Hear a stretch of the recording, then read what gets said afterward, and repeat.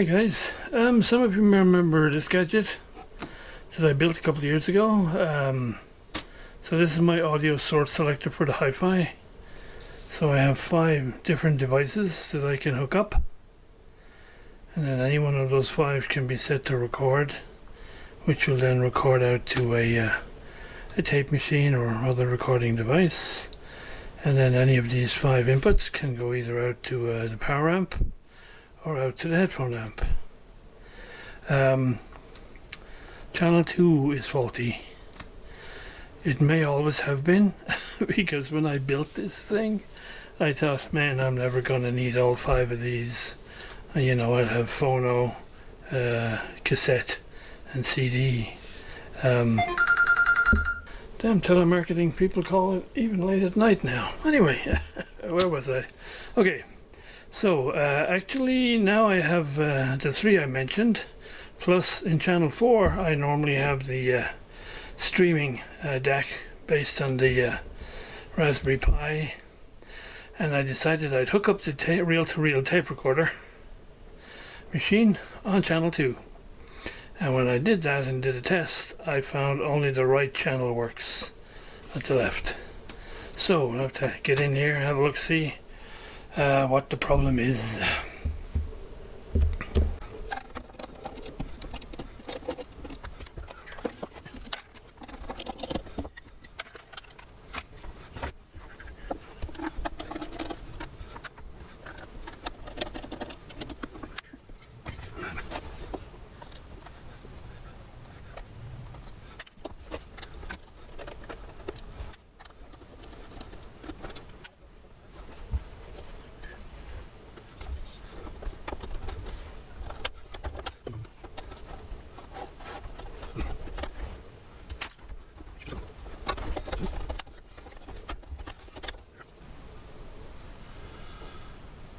Well,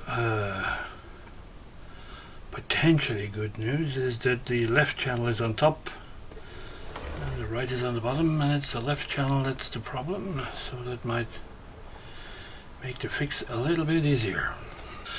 So each of these relays, the coils are left and right channel are in parallel, and so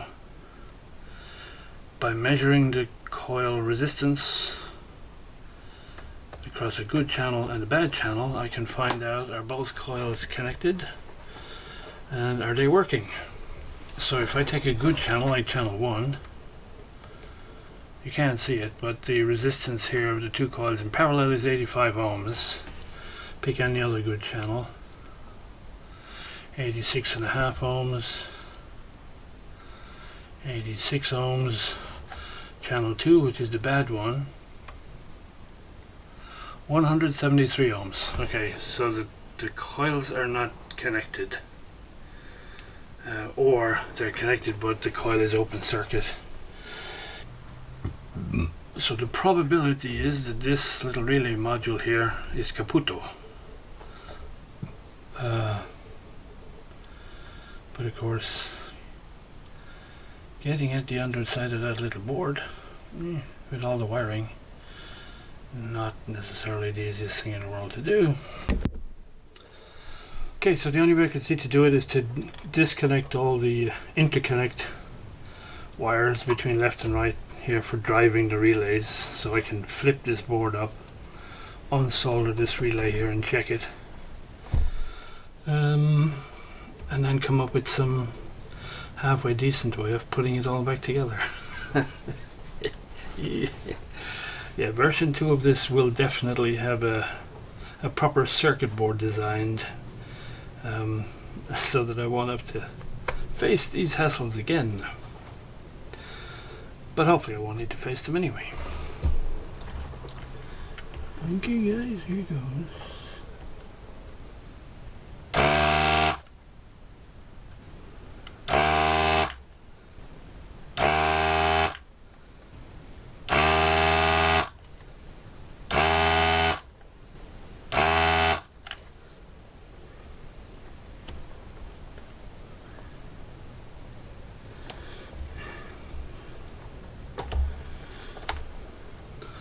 Actually, I found a problem. I don't need to go any further. Basically, the of the relay coil, one end of it isn't soldered. As I was desoldering the others, I came to the coil connections. One is soldered and the other isn't. Damn. What an idiot. Let's get some solder.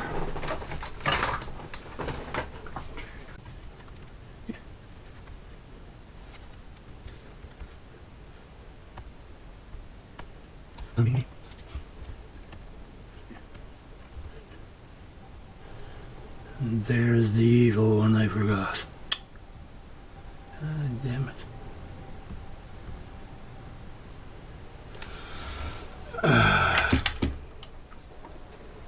I gotta remove all the old interconnect wires here that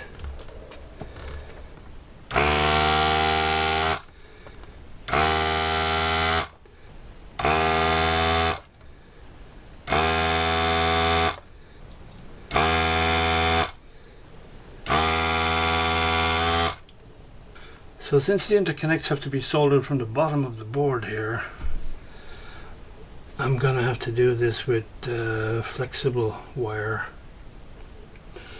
Nope, has to be solid wire because I need the solid wire because that's actually what holds this board in place. So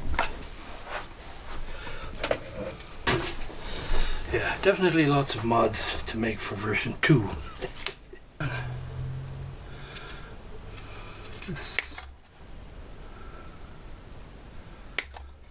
And disconnected. Anything else?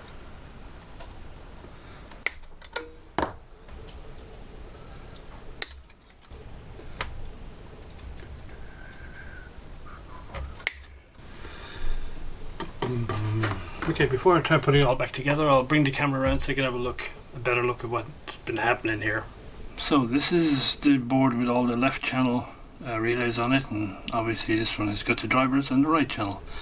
They're interconnected for the 5-volt driving of the coils by these heavy wires, which paralleled the coils and also act as the physical support. So here is the relay for the second channel, and these two pins up here are the coil, and this guy here had never been soldered, so this channel never worked. And there you go. Now it is soldered. So we will put it all. Now I have to resolder, because it's soldered from underneath the board. I had to cut these wires off so I could move this board up and get at it. But now I have to try and solder this pin to this pin for each of the 6 channels and try and make it look halfway decent, and then we're ready for a test. So if I do the resistance check now, channel 2 should be the same as channel 1. 86 ohms, 88 ohms, I'll settle for that. 88 ohms, 87 ohms. Alright, okay, this power up test. All is well. Yay, we have continuity. Yay, yay, yay. So I might try and hook up a music source while we're here and hook it up to the bench amp. See how we do. So we have success. I don't have any YouTube music on my phone, so I can't let this run for long, but we put it all back together and have another little demo when it's all back hooked up to the hi-fi. So there we go, all back in business. So I rewired it a bit differently. So the cassette is now on the second input. It's playing some YouTube music.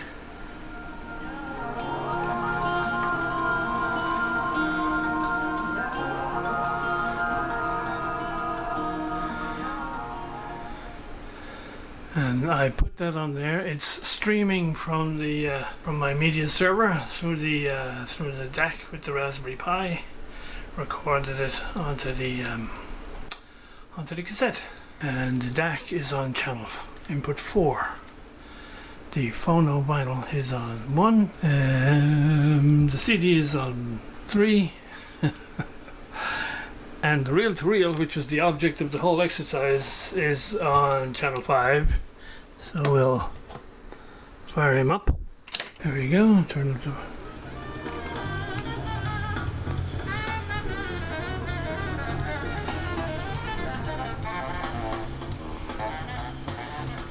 I don't have any YouTube music on reel-to-reel yet, so I have to be careful with this.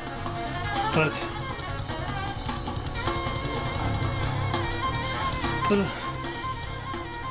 objective achieved.